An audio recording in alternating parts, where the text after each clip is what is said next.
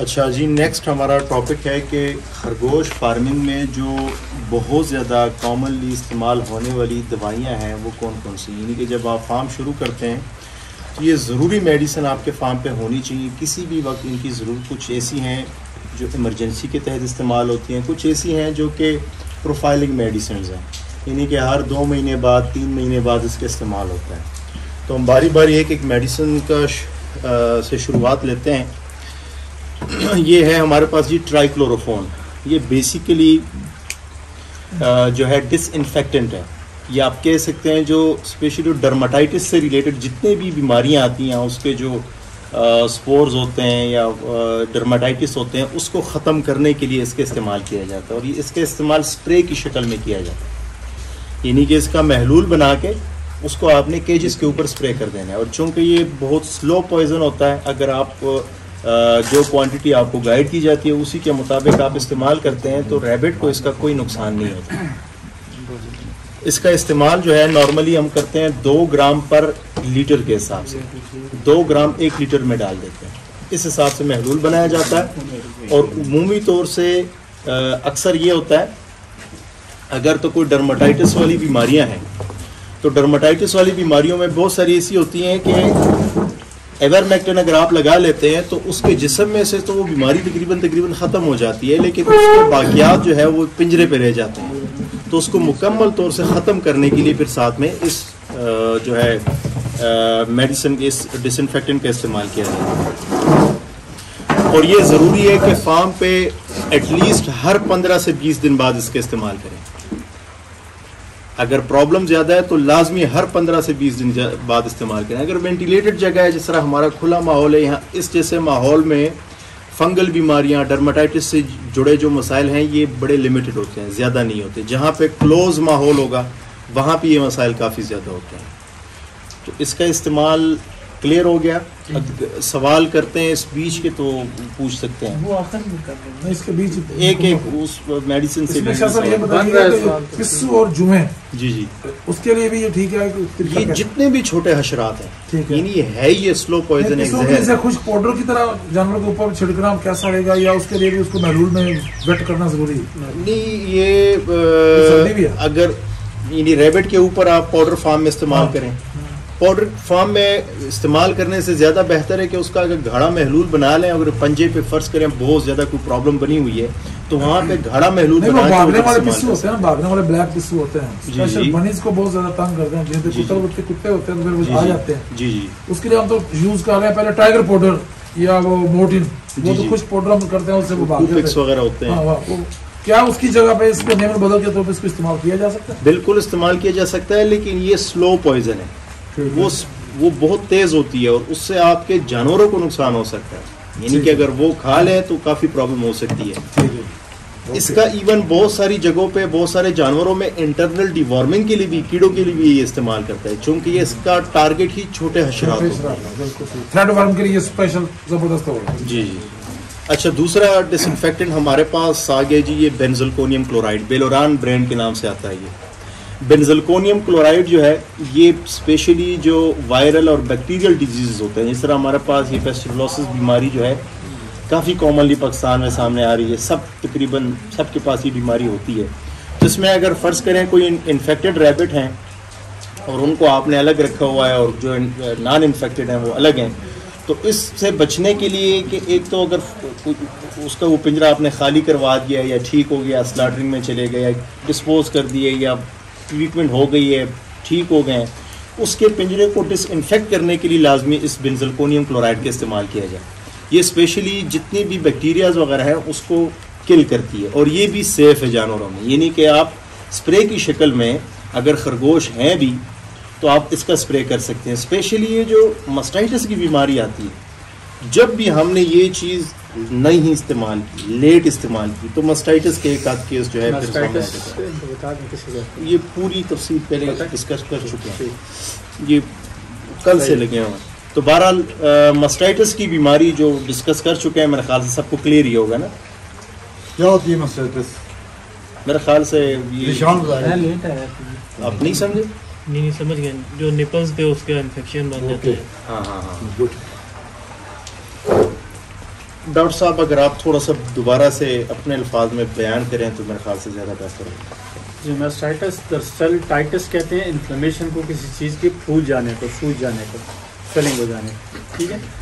तो जो खरगोश होता है, मादा खरगोश के जो थन होते हैं उनके फूल जाने को कहते हैं मास्टाइटिस, ठीक है।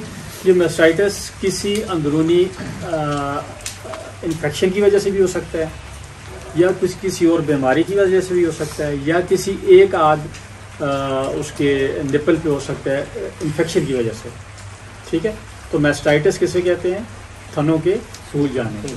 टाइटस जहाँ भी आएगा, स्टोमाटाइटिस मुंह का, स्टोमाटाइटिस, टाइटस जहाँ पे आएगा इसका मतलब है इन्फ्लेमेशन, फूल जाना। अच्छा, मास्टाइटिस की बीमारी बकरियों में आती है? जरूर आती है, ज़्यादा आती है, भैंसों में बहुत ज़्यादा आती है, निपल बेकार हो जाता है। अच्छा, रैबिट में ये चीज़ें हमने हर उस स्टेज पे ज़्यादा फेस की हैं, जबकि डिसइंफेक्टेंट का काम हमारा थोड़ा भीग रहा है।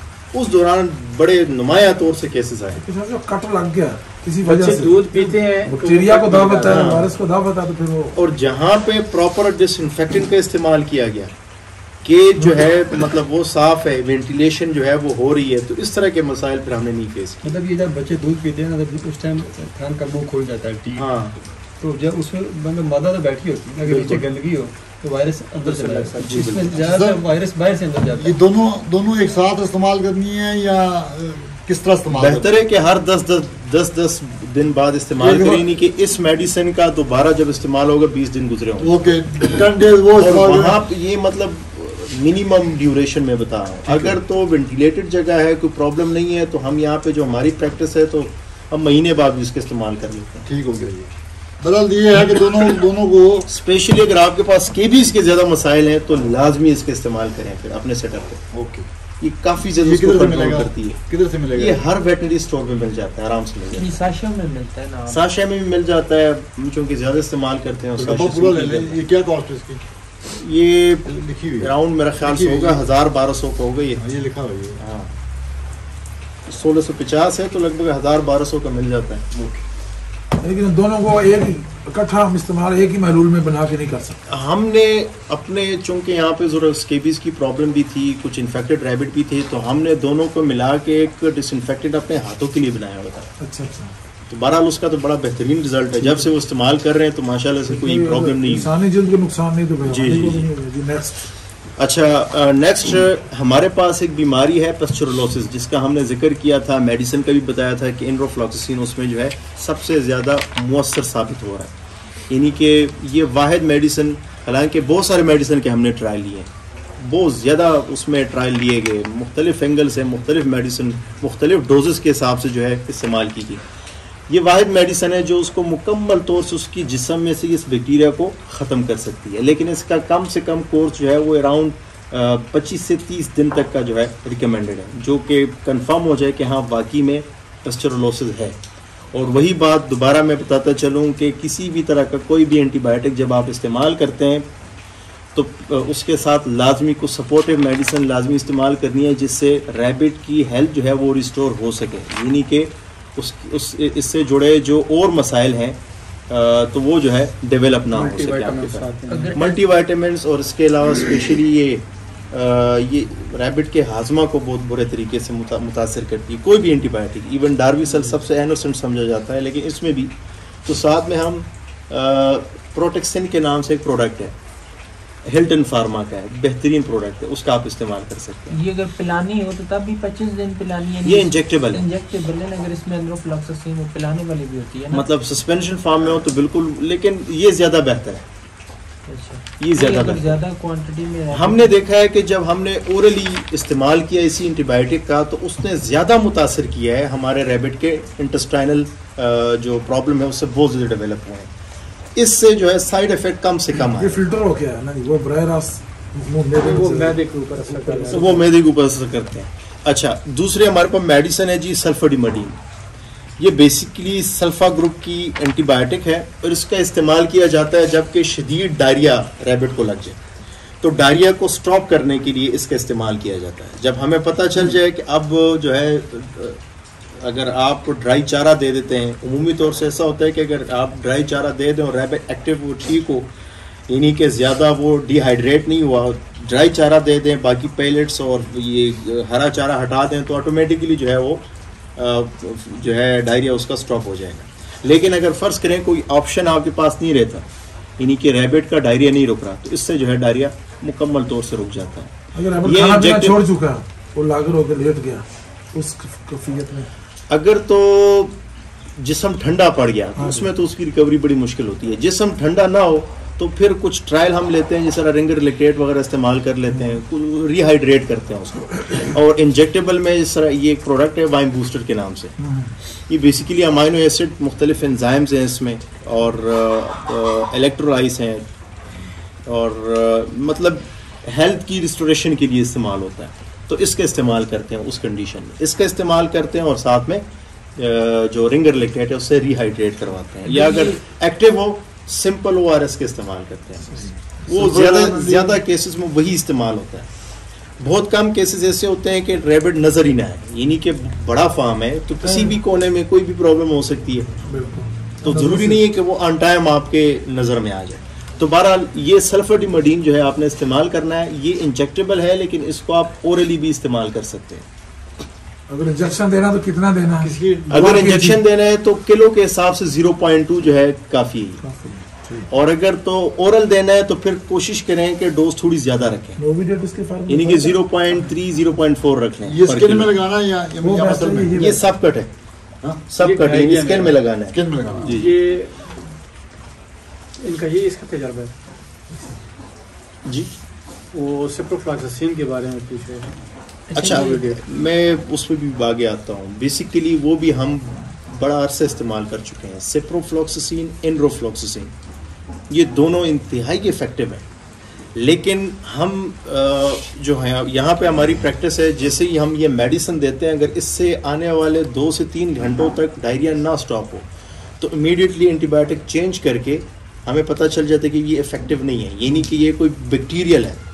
तो बैक्टीरियल के लिए फिर उस इकोलाई पे, स्पेशली इकोलाई की इस बैक्टीरिया की सेंसिटिविटी जो है एनरो के साथ बड़ी ज़बरदस्त है, यानी एनरो उसमें बड़ा अच्छा काम करती है। इसमें अपना आदर भाई कोई ऐसे जरासीम होते हैं, एक को कहते हैं हम ग्राम नेगेटिव, जी जी, एक को कहते हैं ग्राम पॉजिटिव जी, यानी इधर ही रख रहे हैं।